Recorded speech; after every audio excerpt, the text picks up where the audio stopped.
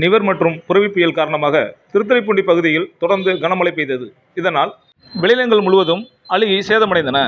திருத்துறைப்பூண்டி ஒன்றியம் மேலமருதூர் ஊராட்சியில் 688 ஹெக்டேர் நிலங்கள் பயிரில் மூழ்கி சேதமடைந்துள்ளன. இது குறித்து மேலமருதூர் ஒன்றிய கவுன்சிலர் முருகப்பாண்டியன் கூறுகையில், தொடர் கனமழையின் காரணமாக 688 ஹெக்டேர் நிலங்கள் மேலமருதூர் ஊராட்சியில் சேதமடைந்துள்ளன. இதுவரை எந்த ஒரு அதிகாரிகளும் அரசியல்வாதிகளும் வந்து பார்வையிடவில்லை.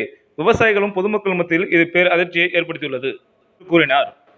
நிவர் புயல் மற்றும் கஜா புயல் புரவி புயலினால் பாதிச்சு போயிட்டு இருக்கோம். ஒரு 650 ஹெக்டேர் 700 ஹெக்டேர் மொத்தம் சாவடி இருக்குது. இதில் பாதிப்பாயிடுச்சுங்க. மேலமருத்தூர் யாரும் வந்து பார்த்தாங்களா பார்க்கல, கணக்கெடுத்தாங்களே எங்களுக்கு எந்த விதமே தெரியலைன்னா எங்களுக்கு அதை பற்றி தெரியணும்.